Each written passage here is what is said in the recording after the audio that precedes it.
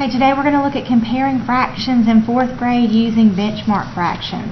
Let's take a quick look back at 3rd grade to see what comparing fractions look like in 3rd grade. The two fractions 3rd graders compared should have had either common numerators or common denominators. And whenever 3rd graders are comparing fractions, they use visual models.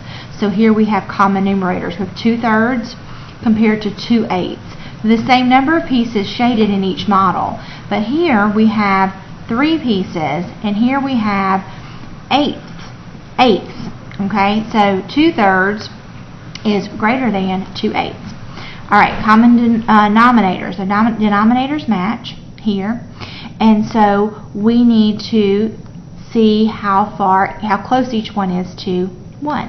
So 1/4 of the way to 1 whole, 3/4 of the way to 1 whole.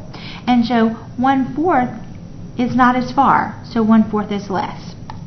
Alright, that's 3rd grade. And in 3rd grade they were limited to these denominators.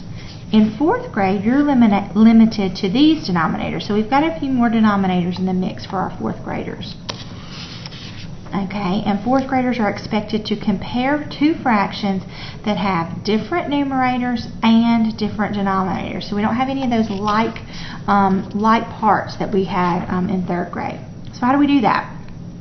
Alright, so what we're going to do is we're either going to create a common numerator or common denominator, or we're going to use benchmark fractions.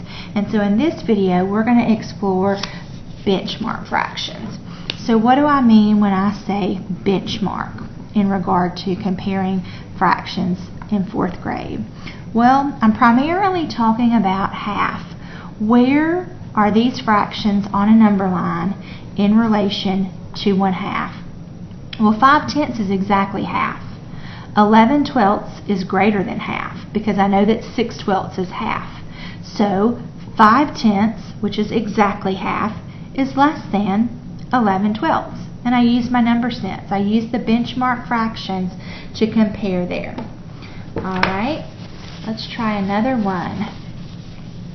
Let's see. 3/4 compared to 1/8. Alright, well I know that 2/4 is exactly half, so 3/4 is more than half. And here I've got 1/8. Well, 4/8 is exactly half. 1/8 is less than half. So more than half is greater than less than half. And so I just reason that out using my number sense and the benchmark of 1/2. Occasionally it will be helpful for students to use the benchmark of 0 or 1. Let me show you what I mean by that. 5/6 compared to 1/10. Students know that 6/6 is exactly 1 whole. Okay, so 5/6, man, that's almost 1 whole. 1/10, that's just 1 mark past 0. So if we were rounding, we would round that to 0. So 5/6 is almost 1. 1/10 is almost 0. So 5/6 is greater than 1/10. And in this particular example, we use benchmarks of 1 and 0. Alright, and that's how you can compare fractions using benchmarks and number sense.